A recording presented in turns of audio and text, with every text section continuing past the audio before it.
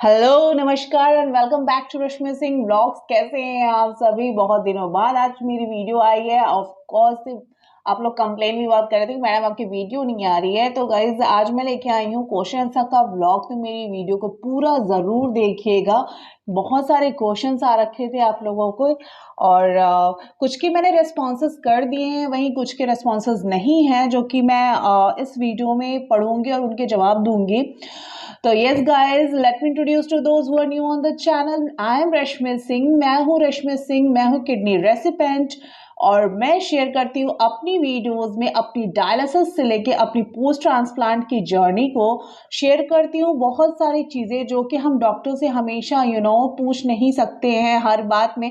तो मैं बस यहाँ पे आई हूँ, सोशल मीडिया पे आई हूँ आप सबकी हेल्प करने कि अगर मेरे थ्रू किसी की हेल्प हो सकती है तो और उससे ज़्यादा खुशी की बात कुछ नहीं होती। मैं यहाँ पे अपने एक्सपीरियंसेस शेयर करती हूँ, मेरे से रिलेटेड हर एक चीज़ शेयर करती हूँ कि पोस्ट ट्रांसप्लांट के बाद लाइफ कैसे होती है, प्रिकॉशंस कैसे लेते हैं, मैंने क्या क्या प्रिकॉशंस लिए थे, प्रिकॉशंस लेने के बाद भी कुछ चीज़ें ऐसे होती है जो हमें हो जाती हैं, फिर उनसे हम रिकवर कैसे हो कैसे ना हो, और बहुत सारी चीज़ें। तो प्लीज़ मेरे वीडियोस को पूरा ज़रूर देखा करिए और कोशिश करके लाइक सब्सक्राइब जरूर किया करिए, शेयर भी किया करिए। तो चलिए बढ़ते हैं आज इस वीडियो में आगे। तो यहाँ पे सबसे पहले जो क्वेश्चन है वो क्वेश्चन है एसके राज होमसेन का। इन्होंने लिखा है, madam is there any way to get free medicine और एनी गवर्नमेंट स्कीम्स? तो वेल एसके राज जी, इन सब की कोशिश में हम भी सारे लगे रहते हैं क्योंकि हमारी मेडिसिन जो है ना, स्पेशली जो टैक की मेडिसिन होती है वो एक्सपेंसिव आती है और depend upon the dosage, right. तो उनके डोसेज अगर आपके ज़्यादा है तो फिर कॉस्ट भी उनकी बहुत ज़्यादा आती है, कम है तो थोड़े बहुत चार्जेस उसके कम आते हैं। एंड उसके बाद सवला वाला बहुत सारे मेडिसिन है जो इंक्लूडेड हो जाते हैं। अगर आप हेल्दी हैं, अच्छे हैं ट्रांसप्लांट के बाद, तो nearly I think about 3 to 4 type he medicine चलेगी। लेकिन वहीं कहीं प्रॉब्लम आ जाती है तो आपके पास और भी मेडिसिन जुड़ जाती है जिनके खर्चे भी हमारे बहुत हो जाते हैं। जैसे कि अभी मेरा रिसेंट हुआ है, मेरा जो इन्फेक्शन की दवा है ना, it's going to be like for 2 years मेरा चलने वाला है। और सिर्फ वो फंगस की जो दवा है मेरी, अभी भी एक स्ट्राइप 200 की आती है। तो इट्स लाइक सोचो मुझे दिन में 2 बार उसे लेना है तो 2 स्ट्राइप कब खत्म हो जाते हैं पता ही नहीं चलता। तो वो चीज़ें आती है, कॉस्ट आते हैं उनके भी, और मुझे वो मेडिसिन मंगाना ही पड़ता है, रखना ही पड़ता है। जैसे मैं टैक को रखती हूँ, वो मेडिसिन भी मेरे लिए इंपॉर्टेंट है। तो वेल मैं भी इस चीज़ पे लगी पड़ी हूँ कि कहीं से जो है ना डिस्काउंटेड रेट में और भी ज़्यादा ये मेडिसिन उपलब्ध हो जाए। मेडिसिन को लेके मैं और एक इम्पॉर्टेंट बात आप सबसे कहना चाहूँगी कि कभी भी मेडिसिन कहीं से भी ना ले लें। अगर आपको, क्योंकि आपको भी पता है आजकल जो है नकली मेडिसिन भी चल रहे हैं, तो ज़रूरी नहीं है कि अगर कोई सस्ते में दे रहा है आपको मेडिसिन तो वो मेडिसिन बिल्कुल सही हो। सॉल्ट हो सकता है, सॉल्ट सही भी हो या ना हो, आई डोंट थिंक सो, क्योंकि मैंने कोशिश की थी इससे पहले कि हम भी जो है कहीं और से मेडिसिन लें और बहुत महंगा पड़ रहा है ऐसे करके। बट द मेन प्रॉब्लम आई थी हमने जब डिस्कस की, मैं और मेरे हस्बैंड ने, कि अगर कहीं भी कुछ भी मेडिसिन में भी फर्क आ गया ना, तो इतना सारी चीज़ें हमारे साथ हुई हैं, इतने खर्चे हुए हैं हमारे ऊपर, तो छोटी छोटी चीज़ों के चलते फिर कुछ गड़बड़ हो सकता है। तो आप एक अच्छे रेपुटेटेड मेडिकल स्टोर से या फिर होलसेल वालों से ही मेडिसिन लें। और गवर्नमेंट स्कीम की अगर बात करें तो मैं भी अपने डॉक्टर से इस बार जाऊंगी तो ज़रूर बात करूंगी। अगर ऐसा कुछ है तो मैं ज़रूर आप लोगों से बताऊंगी ये चीज़, ताकि आप लोग के लिए भी काफ़ी हेल्पफुल रहे, राइट। तो प्लीज़ अपने मेडिसिन को लेकर सावधान रहिए। ज़रूरी नहीं है हर सस्ती चीज़ अच्छी होती है, तो एटलीस्ट मेडिसिन के लिए अपने आपको प्लीज़ एक विश्वसनीय जो कहते हैं ना उस जगह से ही लीजिए। क्योंकि मैं भी जो है मेडिसिन वहीं से लेती हूँ जहाँ से मुझे डॉक्टर ने रेकमेंड किया था, और अभी तक हम वहीं से मेडिसिन अपना लेते आए हैं। प्लस उसके अलावा ये भी एक बात शेयर करना चाहूँगी कि जब हम मेडिसिन लेते हैं, हम प्लस मैं एक और चीज़ ऐड करना चाहूँगी इसमें, वो ये है कि मेडिसिन जो है ना हमारी, आपको पता है स्पेशली हमारी जो टैक की मेडिसिन है वो आपको हर जगह उपलब्ध नहीं होती है। चाहे आप किसी भी सिटी में, मैं नोएडा में ही हूँ और नोएडा में मुझे जल्दी मिलता नहीं है टैक की दवा। और सबसे अच्छी बात ये होती है कि जहाँ से हम लेते हैं, जहाँ से हम मेडिसिन अपनी लेते हैं, वो भी एक होलसेल है। और सबसे इम्पोर्टेंट ये बात मुझे उनकी बहुत अच्छी भी लगती है कि कभी भी इमरजेंसी में ऐसे हुआ कि डॉक्टर ने डोज बढ़ा दिया मेरा या फिर ऐसा कर दिया, वो नेक्स्ट दिन ही मुझे उस मेडिसिन की सप्लाई कर देते हैं। तो देखो मेडिसिन के रहा कॉस्ट की अगर हम बात करें तो चलो कॉस्ट एक तरफ है, लेकिन आपको सप्लाई कहाँ से मिल रही है मेडिसिन, राइट? मेडिसिन सही है या नहीं है और ऑन टाइम आपको मिल जा रहा है, तो इससे बड़ी बात और कुछ होती भी नहीं है, क्योंकि हमारी मेडिसिन, हमारे एक टाइम की भी हम अपनी मेडिसिन जो है ना मिस नहीं कर सकते। तो ये सारी चीज़ें, ये सारे सर्कमस्टांसेस देखते हुए जो है मैं अभी भी जहाँ से मेडिसिन अपनी लेती हूँ, मेरे एथिकल एंटरप्राइज है होलसेल, ये सरिता विहार में ही है, जहाँ मैं अपने अपोलो में जाती हूँ डॉक्टर को संदीप गुलेरिया के पास, वहीं पे है ये। और मेरे लिए काफ़ी इजी होता है, इवन मेरे हस्बैंड के लिए वो लोग सप्लाई करवा देते हैं हमारे लिए। तो ये सारी चीज़ें मैं देख के फिर अपना जो है वही होलसेल से ही मंगाती हूँ। बट यस, अगर इस बार मैं गई डॉक्टर के पास तो ज़रूर गवर्नमेंट स्कीम के बारे में पूछूंगी और आप लोग को मैं ज़रूर बताऊंगी। तो चलिए बढ़ते हैं सेकंड क्वेश्चन की तरफ, जो है धीरज त्रिपाठी का। इन्होंने पूछा है, दी एक बात पूछना था दैट कि रोजमेरी ऑयल तो मैं यूज कर रही हूँ 2 महीने से, पर कोई फायदा नहीं समझ में आ रहा है, क्या करें? तो सबसे पहली बात मैं यहाँ के ये कहना चाहूंगी आपसे कि देखो, हमारे बाल जो है ना, वो तो जाहिर सी बात है कि ट्रांसप्लांट होने के बाद जो हमारी मेडिकेशंस एंड ऑल ये सारी चीजें चलती है ना, एक तो हमारे फेस पे जो एकनेस आती है, मेरे ब्लिस्टर्स, मेरे फेस पे कभी ज्यादा एकनेस एंड पिंपल्स नहीं रहे, जो टीनेज में निकले थे वही थे।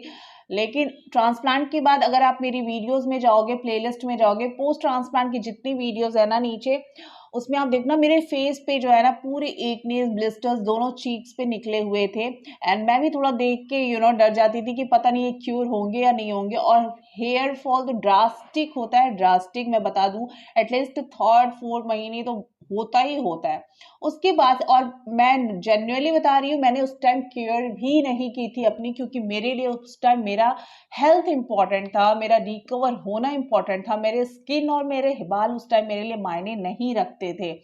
मुझे पता था कि जहां एक बार मैं रिकवर हुई ना, उसके बाद से मैं अपने बाल का, अपने फेस का मैं केयर कर लूंगी, क्योंकि लेकिन मेरी बॉडी को है ना, उस टाइम मेरी रिकवरी की ज्यादा जरूरत थी। उस टाइम मेरे स्ट्रेंथ, मेरे सारे कंसंट्रेशन की मेरी बॉडी को उस टाइम जरूरत थी।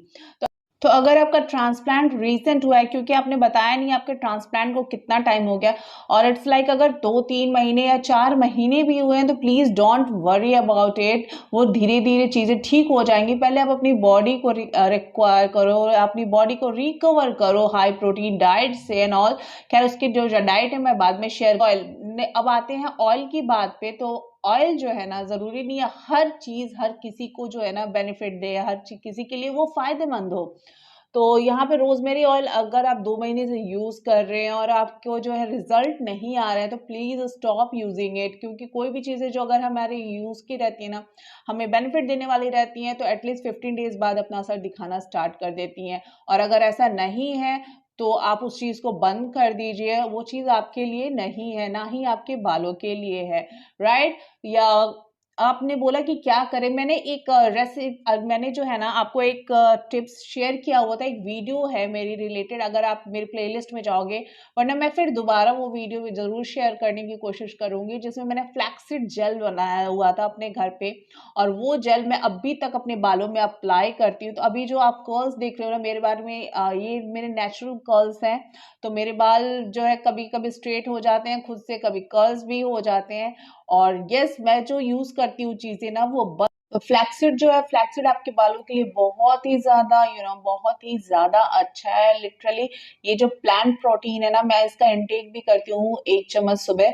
तो it's going to be very good for your hair. अगर आपको ये सूट करता है तो मैं बताऊंगी उसको कैसे लगाना है कैसे नहीं लगाना है, क्योंकि इसने मेरे बाल में रिजल्ट बहुत अच्छा किए। ठंड के मौसम में ये चीजें छूट गई थी मेरे से, क्योंकि नहीं पॉसिबल हो पाता था। आपको भी पता है कि मुझे दिसंबर से जनवरी में मेरी तबीयत खराब हो गई थी, और उस टाइम तो बिल्कुल भी पॉसिबल नहीं है कितनी मैं बालों की केयर करती। तो उस चीजों से क्या हुआ, फिर से बहुत ड्राइनेस आ गई। But again I started applying it and I can see the result. तो मैं जरूर शेयर करूंगी वो मास्क आपसे, आप प्लीज उसे यूज करना, फिर वो रिजल्ट जो है मेरे साथ शेयर करिएगा। वेल, बढ़ते हैं नेक्स्ट क्वेश्चन की तरफ, जो है प्रकाश जी का। इन्होंने पूछा हुआ है कि रश्मि जी कैसे हैं आप, क्रिएटिनिन कितना हुआ आपका?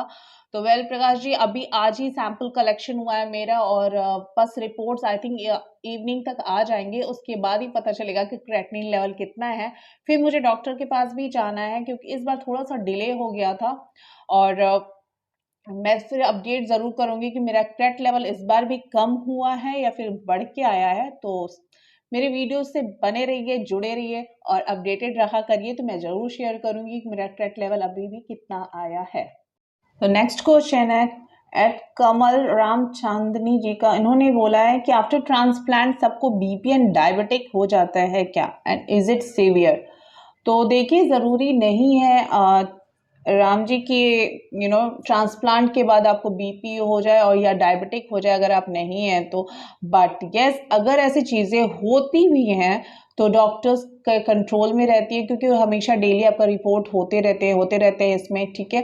एंड अगर स्टेज फर्स्ट पे ही ये सारी चीज़ें पकड़ी जाती हैं तो ऑब्वियस सी बात है वो ये ट्रीटेबल हो जाती हैं और काफ़ी बहुत ज़्यादा सीरियस नहीं हो पाते।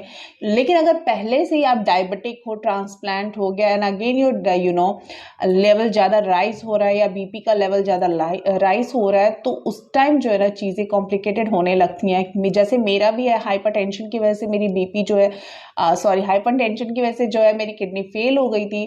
बट अगर आफ्टर ट्रांसप्लांट भी मेरी बीपी कंट्रोल में नहीं रहती है तो there is a risk that it may hurt my new kidney again.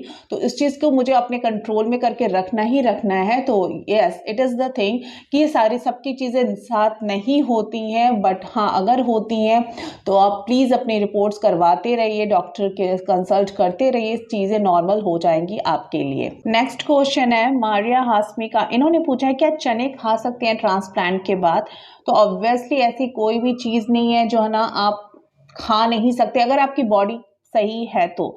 मतलब अगर आपको अलाउ है प्रोटीन खाना, हाई प्रोटीन खाना किडनी ट्रांसप्लांट के बाद, तो आप ज़रूर खाइए चने। चने से जो है हीमोग्लोबिन भी बढ़ता है। तो लाइक स्टार्टिंग में मेरे भी डॉक्टर ने मुझे सजेस्ट किया था चने और मूंग खाने के, स्प्राउट्स खाने के लिए।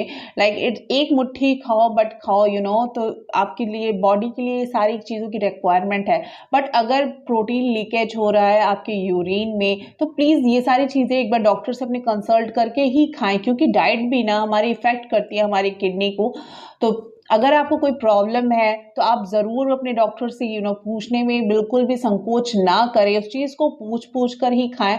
क्योंकि मैंने भी ऐसे स्टार्ट किया था, इवन मुझे बीटरूट खाना होता था तो मैं अपने डॉक्टर से पूछती थी क्या मैं ये खा सकती हूँ, एट लास्ट डॉक्टर जो कभी फ्रस्ट्रेटेड हो जाते हैं कि भाई तुझे जो खाना है वो खा ले। But remember the one thing, like कि आपकी बॉडी कैसे उस चीज़ को रिले रेस्पॉन्ड कर रही है, आपके रिपोर्ट्स में कुछ गड़बड़ तो नहीं आया नेक्स्ट टाइम एंड ऑल। सो आप ताकत वाली चीज़ें ज़रूर खाइए, क्योंकि हम इतने हार्ड मेडिसिन ले रहे हैं ना, इतनी हाई डोसेज उनकी होती है कि हमारी बॉडी को एनर्जी चाहिए, इम्यूनिटी चाहिए उनसे लड़ने के लिए, क्योंकि ऑलरेडी ये दवाएं जो है हमारी इम्यूनिटी को ख़त्म करते जा रही हैं। तो please focus on your diet specially. आप तो इसीलिए ताकत वाली सारी चीज़ें आप खाइए ताकि आपकी बॉडी जो है ना अंदर से पावरफुल भी रहे और आपको हार्म भी ना करे वो सारी चीज़ें। ओके, तो नेक्स्ट क्वेश्चन की तरफ जो बढ़ते हैं वो है, इतने लोग का भी क्वेश्चन है कि हम जो ट्रांसप्लांट की बात है जिम कर सकते हैं या नहीं कर सकते हैं। तो मैंने उस पर देखा है बहुत सारे लोगों के पॉजिटिव रिस्पांस आए हैं तो कुछ लोगों के नेगेटिव भी रिस्पांस आए हैं। तो अगर मेरे से आप पूछते हो तो मैं भी बहुत बार ट्राई कर चुकी हूँ जिम के लिए, बट आई प्रेफर कि किडनी ट्रांसप्लांट के बाद अगर better to go for aerobics और योगा।